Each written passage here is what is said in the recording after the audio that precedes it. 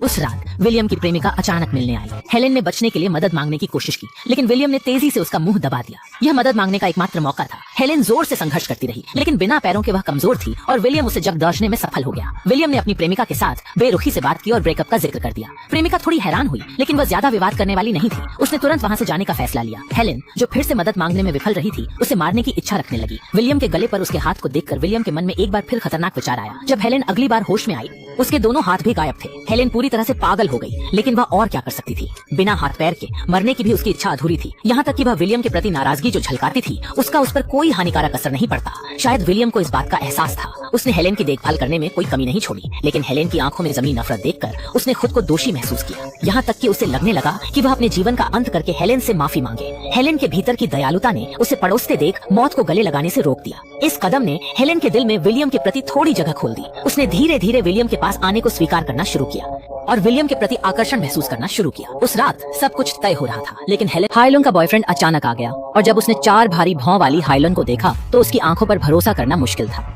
उसने सारी नाराजगी विलियम पर निकाल दी, जबकि हाइलन उसे बार बार रोकती रही क्योंकि उसने विलियम से प्यार कर लिया था। विलियम जमीन पर बेहोश पड़ा और गिरो उसकी आवाज गूंज रही थी। अगले ही पल वह चौंक कर जागी। असल में यह सब एक सपना था। उस दिन जब हाइलन उसके घर से खाना खाकर निकली, एक तेज गाड़ी ने उसे टक्कर मार दी, लेकिन विलियम ने उसे वक्त पर अस्पताल पहुंचाया।